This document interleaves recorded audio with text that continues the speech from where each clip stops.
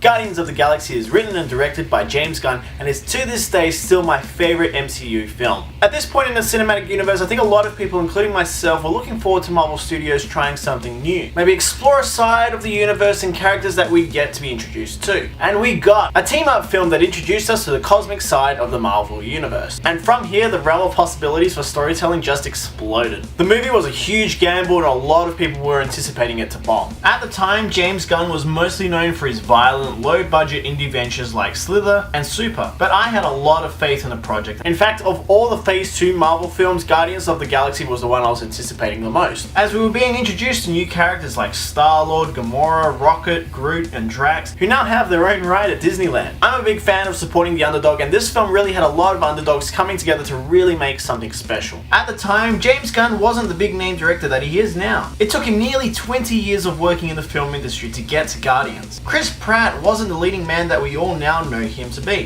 He was the funny, chubby guy from Parks and Recreation, who decided to change everything and work out rigorously to get Star-Lord right. While at the same time, people were questioning if Dave Bautista could even act outside of the wrestling ring. Now look at him, he's Inspector and Blade Runner. He had a very special group of people come together that the world were very much underestimating, and I think that's why people respond to Guardians of the Galaxy so well, as the film is all about these outcasts coming together to do some good. There are many elements of the film that make it special, from James Gunn's funny and emotionally packed script to the soundtrack that I remember listening to weeks after the film came out. Back when I was in university, Hooked on a Feeling was on the Tavern Jukebox a lot when the movie was coming out. The cast are all excellent. Chris Pratt is incredible as Star-Lord and launched him into superstardom and being Hollywood's ideal leading man. He completed Gunn's writing with his natural charm and humour, while also bringing it down for the more emotional moments of the film. And again, he worked his ass off for this movie. Zoe Saldana as the assassin Gamora is fantastic. As one of Thanos' daughters, she really gave us our first insight into Marvel's big bad, and the torment he inflicts on Gamora and her sister Nebula. Dave Bautista's deadpan delivery as Drax the Destroyer is something that never gets old. We learn of his past and the loss of his family that gives him the needed depth to avoid being a walking one-liner machine. Although he does get introduced later than the rest of the Guardians, I've always felt that the movie gave him the right amount of screen time. And of course, there's Rocket Raccoon, voiced by Bradley Cooper, and the ever-lovable Groot, voiced by Vin Diesel, who are now one of the most lovable duos in Marvel's library. Rocket was a character that I was very excited to see on the big screen finally, and I always felt that they pulled off Rocket perfectly with this movie, where James Gunn really maintained Rocket's dry sarcasm mixed in with his darker backstory, which made him just such a good character, plus the added bonus of just seeing a talking raccoon on screen. Groot really is the heart of the movie, being the big lovable giant that brings the Guardians together as the big dysfunctional family that they are. Before this film, no one had any idea who Groot was, and nowadays anyone you go to will know his phrase, "I am Groot," in addition to the millions of Baby Groot merch that was sold after the movie. Guardians' story is still fairly straightforward and is a simple MacGuffin chasing space adventure, where this film's MacGuffin, the Power Infinity Stone, really blew the doors wide open on the Infinity Stone lore, which is finally being paid off in Avengers Infinity War. The best thing is the movie can use Peter Quill to be self-aware and reference that the Infinity Stones are MacGuffins, much in the vein of the Maltese Falcon or the Ark of the Covenant. It's this slightly self-aware attitude that stops the film from taking itself too seriously. You can have a lot of fun with the movie while still being deeply invested in its lore. The movie does ultimately live on its characters and their interactions, which really makes the film special. The villain of the film is a major weak point though. Ronan the Accuser, played by Lee Pace, is another disposable, forgettable villain that the Guardians just have to stop. This was very much during a period of the MCU where Marvel were much more focused on building up their heroes, and they were absolutely excelling in that area, but the villains were very much designed to be an obstacle and plot device for the hero. This is very much a case with this movie. Lee Pace does a fine job in the film, but there's never been any real die-hard Ronan the Accuser fans who are just yearning for the Kree extremists to come back. Again, the movie's soundtrack is a godsend. That thing went freaking platinum, and behind everything is absolutely the soul of the Guardians movies. The soundtrack just brings the energy of the films to the forefront. Every time a new song pops up in these films, it feels like a love letter from James Gunn to these artists. In addition, Tyler Bates' score is damn good and gets significantly beefed up in Guardians of the Galaxy Volume 2, where the Guardians theme song is much more prominent. Not to mention the first Guardians of the Galaxy film is just stunning to look at, with thankfully a lot of prosthetic makeup and costumes that just make the world and creatures feel real amongst all the visual effects and CG walking trees. Again, Guardians of the Galaxy is my favourite Marvel Studios film, and although it has aspects that don't hold up to the rest of the film, it's still hugely entertaining and incredibly rewatchable. Guardians of the Galaxy gets a 9 out of 10 for me. Guys, I hope hope you like this review. There will be more Marvel reviews leading up to the release of Avengers Infinity War, so stay tuned for Avengers Age of Ultron coming soon. So be sure to stay right here for your Mono Fix. Bye guys.